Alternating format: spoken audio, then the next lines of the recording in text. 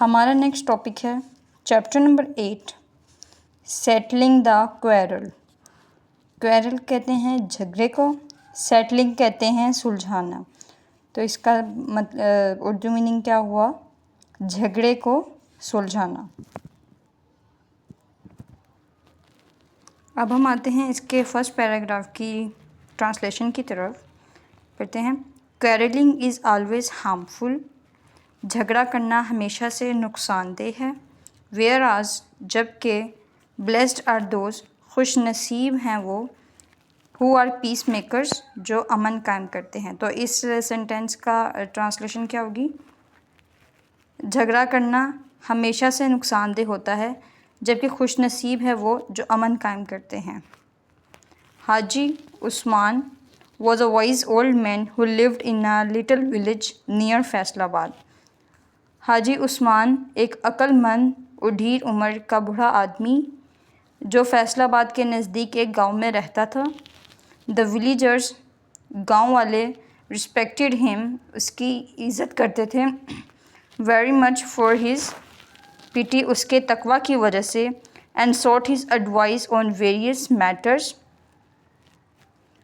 اور مختلف معاملات پر اس سے مشورہ طلب کرتے تھے۔ اب اس کی اردو ٹرانسلیشن یہ ہوگی، گاؤں والے اس کے تقویٰ کی وجہ سے اس کی بڑی عزت کرتے تھے اور مختلف معاملات پر اس سے مشورہ طلب کرتے تھے۔ حاجی عثمان many times، حاجی عثمان نے کافی مرتبہ acted as a conciliator to settle quarrels، حاجی عثمان نے کافی مرتبہ جھگڑوں کو سلجھانے کے لیے بطور ایک صلح کار کا کردار ادا کیا۔ One day، ایک روز یا ایک دن، حاجی عثمان was sitting outside، حاجی عثمان باہر بیٹھا ہوا تھا، مسجد کے باہر بیٹھا ہوا تھا۔ When، جب، he heard a noise in the distance، جب اس نے فاصلے سے شور کو سنا۔ حاجی عثمان مسجد کے باہر بیٹھا ہوا تھا جب اس نے فاصلے سے شور کو سنا۔ It seemed like a fight between two people، یہ دو لوگوں کے درمیان جھگڑا، seemed کا مطلب ہے محسوس ہوا۔ As he approached، جو ہی وہ آگے بڑھا، he saw two men، اس نے دو آدمی دیکھے، angrily، غصے سے، arguing، تکرار کرتے ہوئے، and fighting، اور جھگڑا کرتے ہوئے، with each other، ایک دوسرے سے۔ جو ہی وہ آگے بڑھا، اس نے دو آدمیوں کو غصے سے تکرار کرتے ہوئے اور ایک دوسرے کے ساتھ جھگڑا کرتے ہوئے دیکھا۔ حاجی عثمان quickly recognized، حاجی عثمان نے فوراً ہی پہچان لیا the two men، دو آدمیوں کو، as Haroon and Salman, two of his neighbors، دونوں اس کے ہمسائے تھے، ہارون اور سلمان۔ یہ ہمارا ہو گیا فرسٹ پیراگراف۔ اب ہم اس کی اگر ریڈنگ کریں، دوبارہ سے ریوائز کریں۔ جھگڑا کرنا ہمیشہ سے نقصان دہ ہوتا ہے، جبکہ خوش نصیب ہے وہ جو امن قائم کرنے والے ہیں۔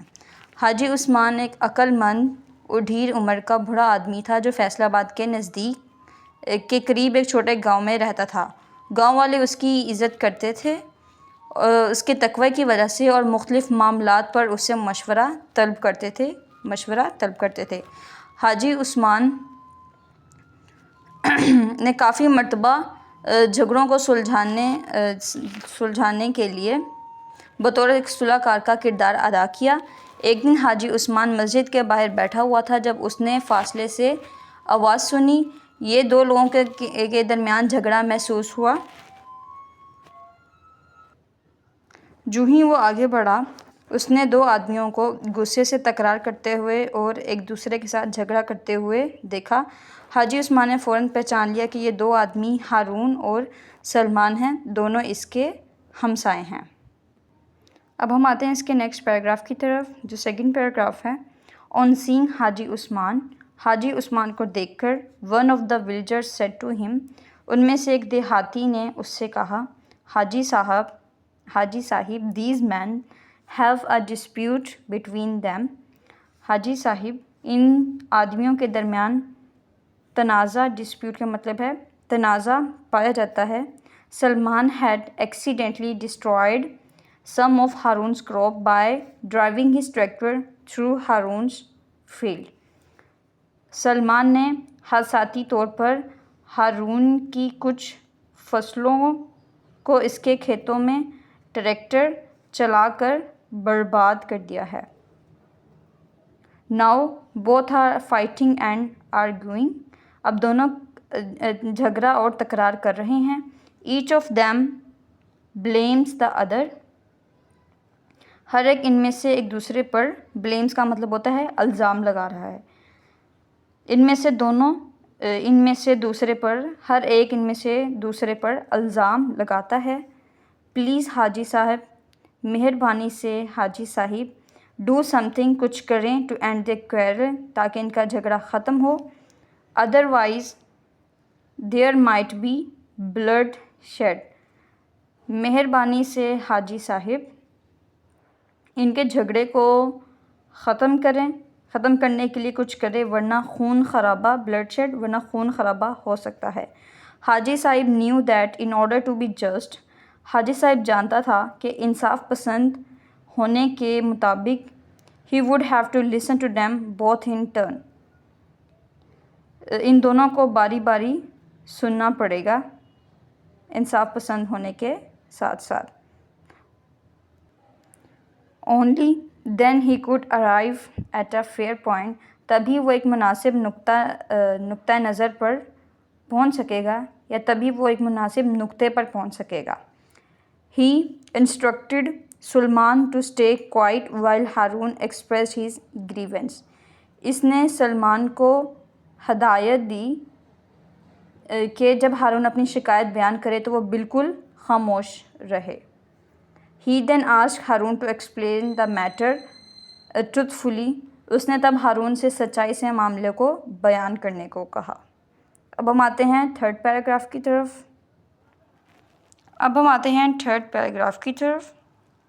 Haroon began to explain the matter. Haroon نے معاملے کو بیان کرنا شروع کیا. I am a very hard working farmer.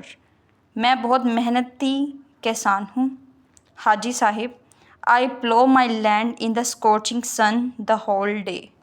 میں سارا دن کڑی دھوپ میں اپنی زمین پر ہل چلاتا ہوں. پلو کا مطلب ہے ہل چلاتا ہوں.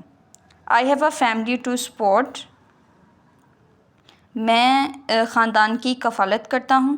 And it is for them that I work so hard all the year. اور یہ ان کے لیے ہے کہ میں سال بھر سخت محنت کرتا ہوں. But لیکن today Salman has run his tractor over my fields. لیکن آج سلمان نے میرے کھیتوں پر ہل چلا دیا ہے. And destroy a large portion of my crops. اور میری فصلوں کا ایک بہت بڑا حصہ برباد کر دیا ہے. Now I want him. اب میں چاہتا ہوں کہ وہ I want him to pay for my loss. اب میں چاہتا ہوں کہ وہ میرے نقصان کا ازالہ بھرے. اب ہم آتے ہیں فورتھ پیراگراف کی طرف. حاجی عثمان then turned his face towards Salman and asked him to explain his side. تب حاجی عثمان نے اپنا چہرہ سلمان کی طرف جانب کیا اور کہا کہ اب وہ اپنی سائڈ کی وضاحت کرے، مطلب اب وہ اپنی طرف سے وضاحت کرے. Salman began to say. Salman نے کہنا شروع کر دیا. I am also a hard and honest worker حاجی صاحب. میں بھی ایک محنتی اور ایماندار مزدور ہوں حاجی صاحب. I use my tractor. میں اپنے ٹریکٹر کو استعمال کرتا ہوں to plow. ہل چلانے کے لیے. fields کھیتوں میں. for some of the land holders. کچھ زمینداروں کے لیے. in the village for a wage. میں مزدوری کے لیے اپنے ٹریکٹر کو اس گاؤں کے کچھ زمینداروں کے کھیتوں پر ہل چلانے کے لیے استعمال کرتا ہوں. I use the road. میں سڑک استعمال کرتا ہوں. that runs. جو چلتی ہے. through Harun's field. جو ہارون کی کھیتوں سے گزرتی ہے. most often. کافی مرتبہ. his sheep come on the road as he leaves them unguarded. اکثر اوقات اس کی بھیڑیں سڑک پر آ جاتی ہیں جیسے ہی وہ انہیں آزاد چھوڑتا ہے. unguarded کا مطلب آزاد چھوڑتا ہے. I have often complained to him. کئی بار میں نے اسے شکایت کی ہے. That I have many times missed hitting his animals. میں نے اکثر اسے شکایت کی ہے کہ میں کئی مرتبہ اس کے جانوروں کو مارنے سے بچا ہوں. He should have been more careful of his herd since the road is for everyone. اسے اپنے ریوڑ کے لیے محتاط. ہرڈ کا مطلب کیا ہے؟ ریوڑ. اسے اپنے ریوڑ کے لیے محتاط ہونا چاہیے کہ یہ سڑک سب کے لیے ہے. ٹوڈے آج while I was driving my tractor جب میں اپنا ٹریکٹر چلا رہا تھا on this road اس سڑک پر some of Harun's sheep suddenly اچانک ہارون کی بھیڑیں came running on the road سڑک پر آ گئیں in worry پریشانی سے I steered into Harun field to avoid hitting the animals and smashed my tractor into a wall.